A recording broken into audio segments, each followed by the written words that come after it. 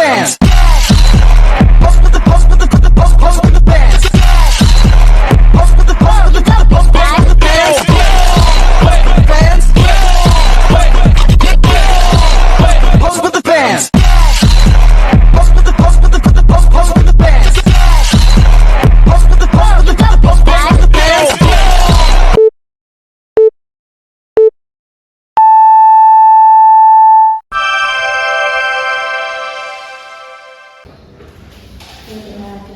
Assalamualaikum warahmatullahi wabarakatuh.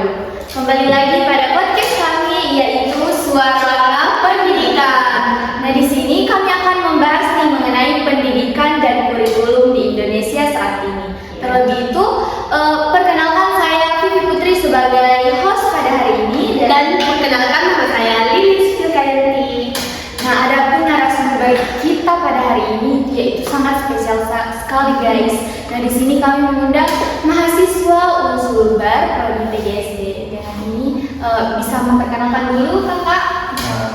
Hai guys, perkenalkan saya Rian, mahasiswa PGSD dari kelas D, angkatan tahun 2024, Universitas Sulawesi Barat.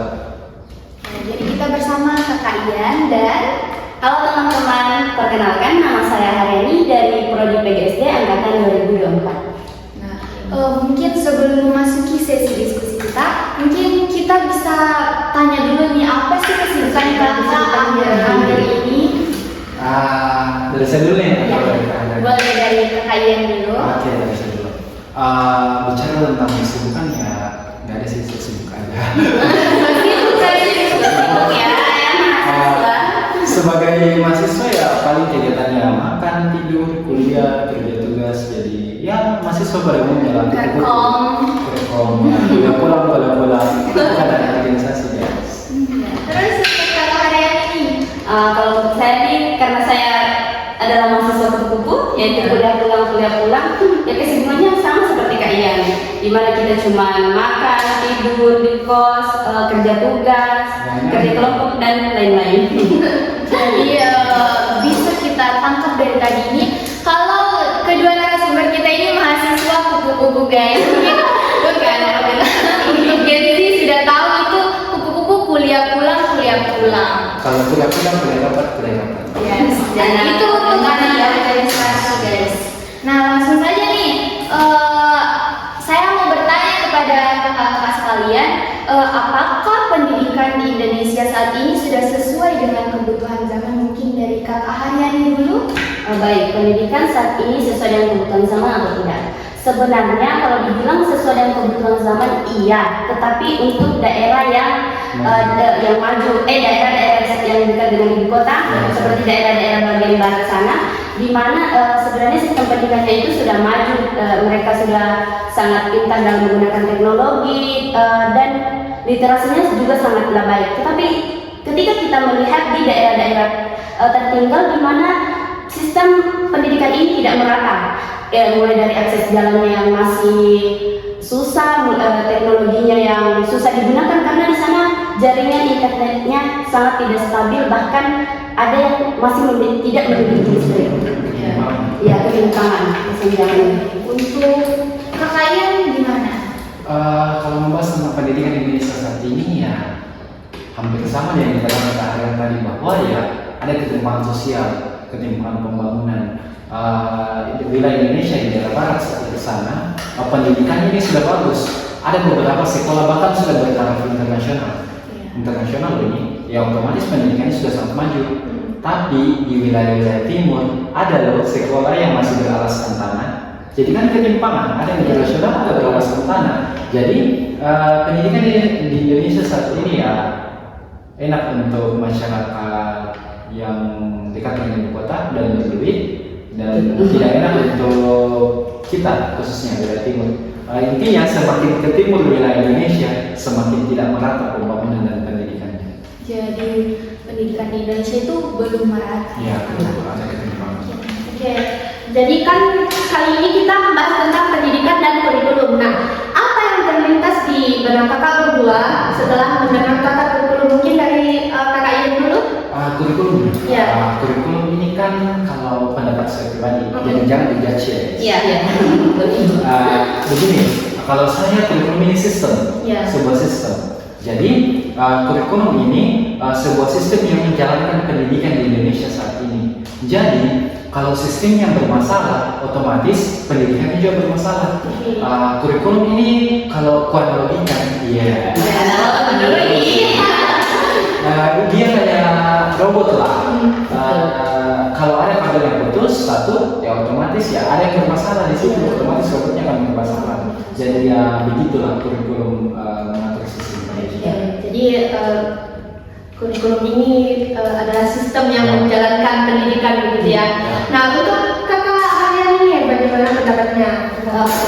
Oke, kalau dari saya kurikulum itu bisa dibilang adalah pondasi atau rancangan untuk pengajar, di mana kurikulum ini di dalam kurikulum ini ada yang dibilang sekarang adalah modul ajar, ada di situ rancangan mulai dari kegiatan intinya, pembuka, kegiatan inti dan penutup. Nah, dengan adanya kurikulum ini mungkin pendidikan bisa lebih terarah atau tujuannya lebih jelas. Oke, jadi dari kakak Ia, kurikulum ini adalah sistem yang menjalankan pendidikan. Nah, dari kakak Haryani ini, sistem adalah fondasi. Ya, mungkin dari Nah, sekarang nih saya mau bertanya kepada kakak, kalau mendengar kata merdeka belajar, apa sih yang langsung terlintas dari pikiran kakak? Mungkin dari kakak yang dulu? Saya lagi. Pemimpin. Kan cowok sendiri. Terdiskriminasi. Berbicara tentang merdeka belajar, kita telah ada merdeka dan belajar. Jangan mengatakan merdeka ketika pemerataan pendidikan ini belum terjadi. Merdeka hanya untuk mereka yang punya akses ke pendidikan yang layak. Di wilayah barat sana, setelah pendidikan sudah ada yang sudah sangat maju, ada yang sekolah sudah punya eskalator, ada yang punya lift. Ya, sedangkan di wilayah semakin timur Indonesia ada yang bahkan beralaskan tanah, berdindingkan, mungkin bahkan tidak berdinding. Dan bayangkan kita bersekolah mendengar suara letupan senjata di wilayah Papua sana. Jadi jangan membahas tentang merdeka belajar ketika hal-hal yang tadi saya sebutkan masih terjadi. Kemudian kata belajar ini kan ya bisa dapat dari mana saja. Begini belajar, saya menggunakan HP ini belajar, kemudian apa-apa saja yang saya lakukan itu dapat saya jadikan pelajaran. Jadi merdeka belajar ini adalah tidak semua orang bisa merdeka, tapi semua orang bisa belajar. Jadi motivasi untuk teman-teman dari terutama wilayah Indonesia ini, kita bisa belajar di mana saja. Jangan mengeluh tentang keterbatasan. Ya, kalau bukan kita siapa lagi? Itu saja pandangan dari saya tentang merdeka belajar ini. Jadi selagi kita mau belajar, ya itu pasti bisa ya. Iya. Mungkin dari kakak Haryani. Baik, tentang merdeka belajar atau kurikulum merdeka yang diterapkan saat ini. Sebenarnya kalau dibilang kurikulum merdeka ini bagus, ya memang sangat bagus. Kemarin saya sempat observasi di beberapa sekolah atau menganalisis kurikulumnya, mungkin sudah mereka menggunakan kurikulum merdeka. Salah satu penjelasan dari gurunya langsung bahwa sebenarnya kurikulum merdeka ini lebih ke menekankan siswa dibebaskan untuk memilih dan proyeknya juga minat dan bakatnya. Tetapi di sini siswanya salah paham karena siswanya malah seenaknya, bukan berarti mereka merdeka seenaknya dalam bersikap. Mungkin itu saja dari saya. Jadi lanjut lagi nih, apakah pendidikan formal sudah cukup menimbulkan kreativitas dan kemampuan berpikir kritis pada siswanya? Coba dulu nih. Nah, mungkin ke kakak Haryani dulu deh. Oke, apa tadi coba bisa diulang? Apakah pendidikan formal sudah cukup menimbulkan kreativitas dan kemampuan berpikir kritis siswa? Sebenarnya kalau dibilang membantu, tetapi belum sepenuhnya. Karena kalau kita lihat di sekolah-sekolah saat ini masih sangat mementingkan yang namanya kognitif dari siswa saja. Mereka cuma mementingkan jawaban yang benar, bukan cara berpikir yang benar. Jadi kemampuan berpikir kritis siswa di sini itu terbatas karena mereka cuma memikirkan jawaban yang benar lah, mau dia akhlak yang tidak baik. Bisa itu mungkin guru menekankan kalian harus jujur ya, harus jujur dalam belajar atau apa. Tetapi tetap saja gurunya pasti melihat kognitifnya juga. Sebenarnya kognitifnya baik, tapi kita harus melihat anak ini sebenarnya bisa, tetapi ya mungkin dia lebih berpikir benar, yang penting benar lah gitu. Iya, iya. Kalau dari kakaknya ini gimana? Kalau berbicara tentang sekolah formal yang bisa meningkatkan keterampilan dan berpikir kritis siswa. Kalau berpikir kritisnya mungkin sudah ada lah peningkatan sedikit kalau pendidikan formal, karena kan di sini diajar tentang berbagai macam mata pelajaran. Tapi kalau berbicara tentang keterampilan itu berkembang melalui pengalaman. Kayak Kak Vivi kan pernah kan? Iya. Ya, nah jadinya. Kok tahu sih? Sering lihat TikTok ya. FYP mungkin. Instagram kan tidak mungkin Kak Vivi ini dapat keterampilan menarinya atau mengembangkan minat dan bakat menarinya ini di pendidikan formal. Ada sanggar-sanggar seni. Jadi menurut saya kalau keterampilan itu didapat dari yang namanya pengalaman. Pengalaman itu adalah salah satu guru yang paling bagus lah untuk kehidupan. Jadi itu saja pandangan dari saya. Oke, jadi mungkin ada pertanyaan dari Putri. Nah, masih ada nih. Belum bantu.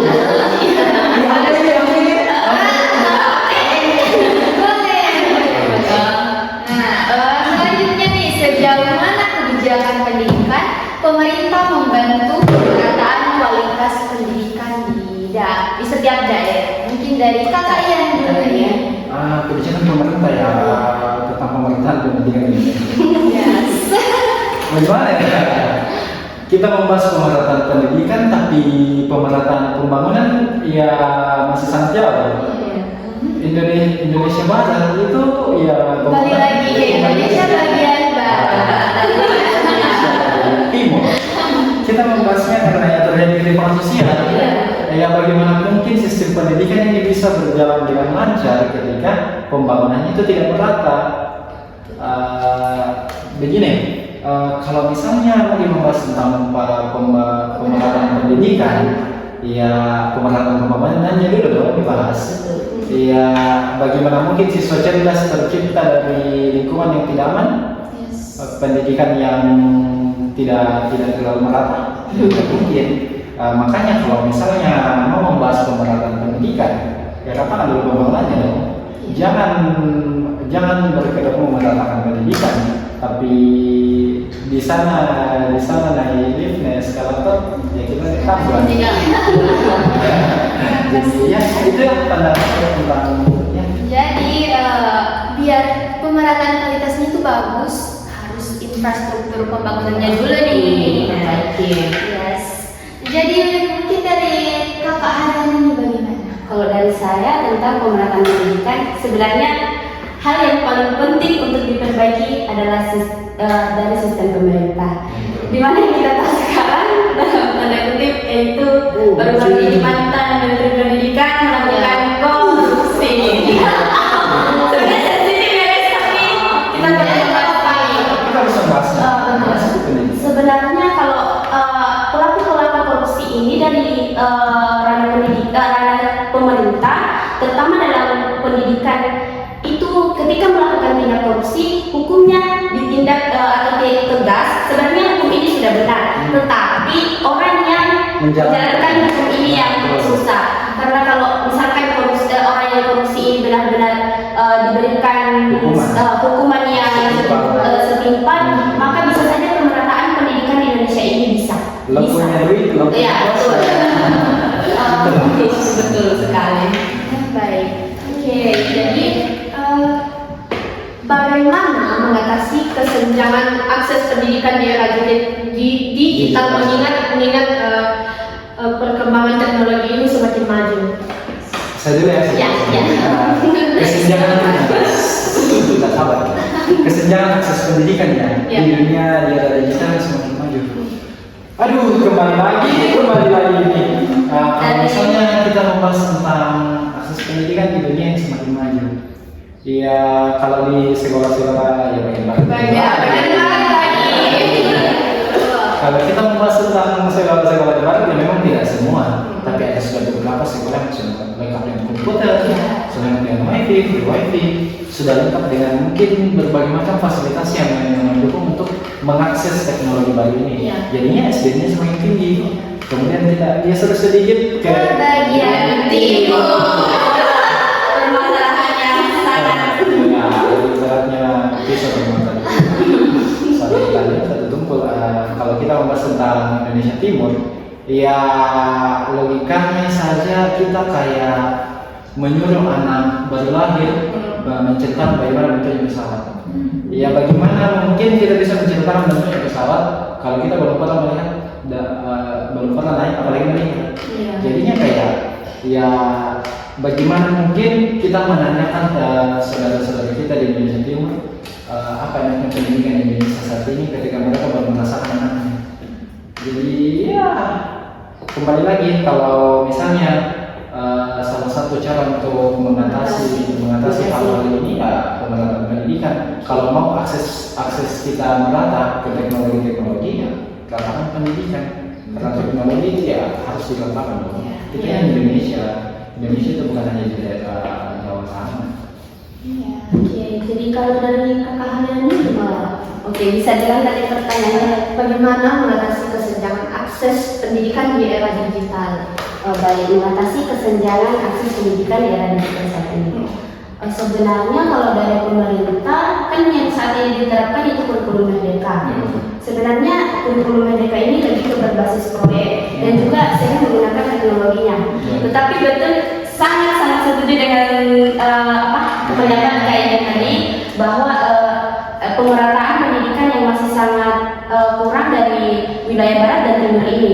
Sebenarnya kurikulum merdeka ini sangat mendukung, tetapi kalau dilihat pada praktik atau di dunia nyatanya masih sangat minim. Iya betul. Jangan sampai hanya sebatas proyek untuk kemajuan, tetapi sebenarnya tidak maju-maju. Jadi jangan dari negara maju kalau kita belum maju. Iya, jadi cara mengatasinya adalah Kurang korupsi. ya. Ini juga pengembangan pendidikan ya di Indonesia. Oke. Nah, langsung saja nih, jika kakak bisa mengubah satu hal dalam sistem pendidikan di Indonesia, apa yang kakak lakukan? Dari kakak yang dulu? Kalau saya Satu yang diubah. kalau untuk diubah sebenarnya saya dari pendapat pemerintah. Karena kalau saya lihat pemerintah ini menjadikan pendidikan sebagai proyek. Dia lebih atau lihatlah guru-guru sekarang, dia mungkin sudah sangat dari gajinya dulu, gaji honorer yang sangat rendah, tetapi dia dituntut untuk bisa ini, bisa itu. Jadi avatar. Ya, bisa sekali. Sebenarnya baik, tetapi mungkin pemerintah bisa menaikkan gaji guru ini. Masa akhirnya serius kayak Iya, betul ya. Terus untuk kakak yang ini gimana? Bisa dilihat dari pertanyaannya. Jika kakak Ian bisa mengubah satu hal dalam sistem pendidikan Indonesia, apa yang sangat ingin kakak Ian ubah?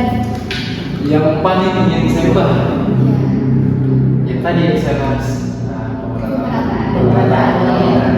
Kalau pembangunan yang merata, tempatnya nyaman, fasilitasnya ada, tidak mungkin siswa itu tidak berkembang. Begitu.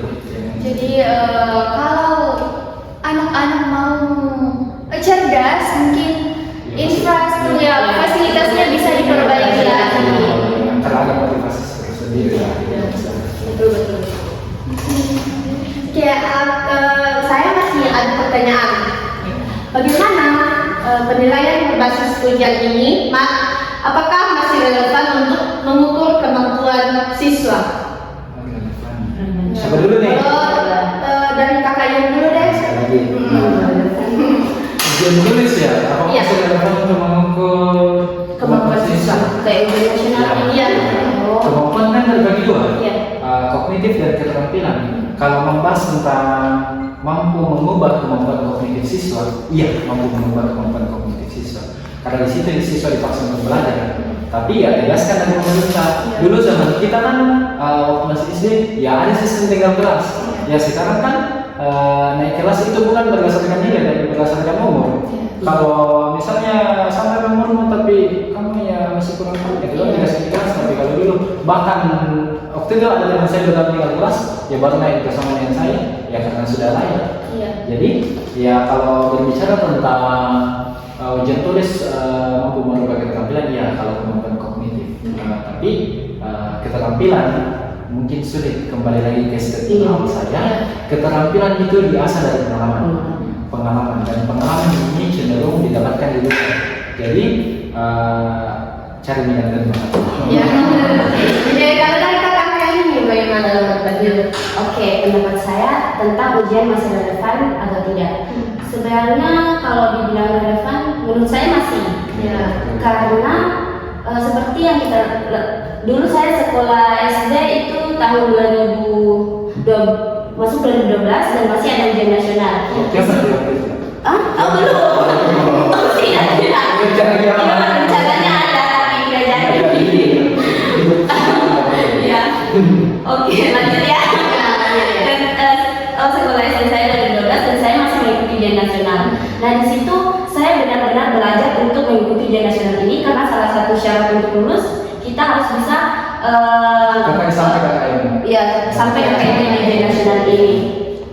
Sebenarnya masih relevan, tapi jangan sampai juga guru melihat hanya dari nilai ujiannya ini, bukan proses belajar siswa ini. Karena kalau kita hanya fokus pada nilai atau ujiannya, maka siswa ini akan berpikir bahwa dia akan mengabaikan aspek sikapnya atau keterampilannya, dia hanya fokus di kognitifnya. Percaya proses. Iya, betul. Katanya asli.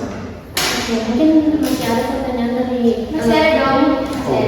Berat nih. Nah, satu kata untuk menggambarkan pendidikan ini. Aku dulu. Kali ini. Oke, kalau dari saya satu kata, berjuang. Oke, sebagai seorang mahasiswa kita harus benar-benar menyuarakan tentang pendidikan ini.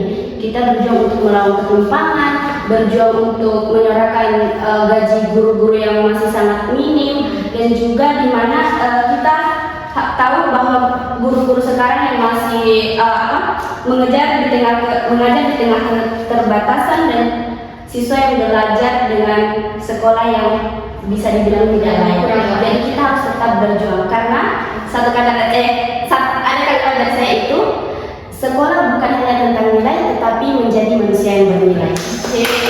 Karena itu teman-teman. Kata-kata hari ini. Kata-kata Kak Ian. Terus dari Kak Ian nih. Satu kata ya.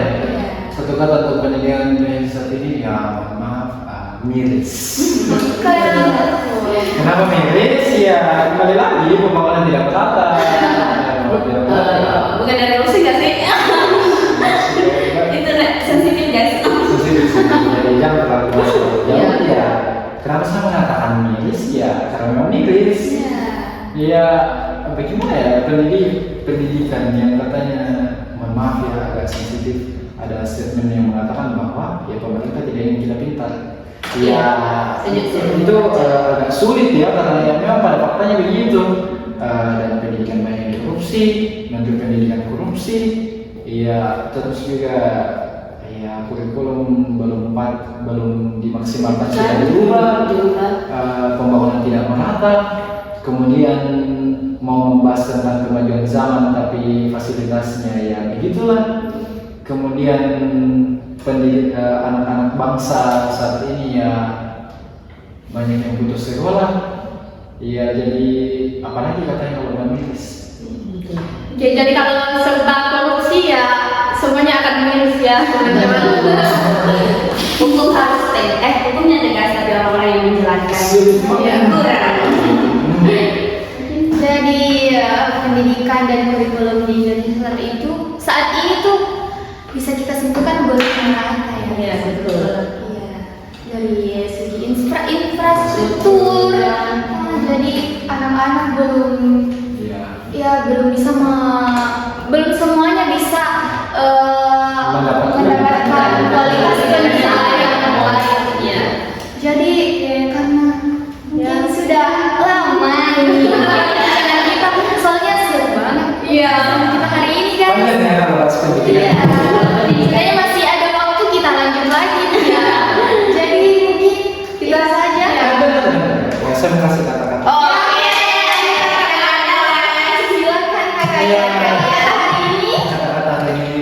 untuk teman-teman semua. Jangan pernah mengukur orang lain dari dirimu, dan jangan pernah mengukur dirimu dari orang lain, karena kita semua punya kelebihan dan kekurangan. Kurang. Jadi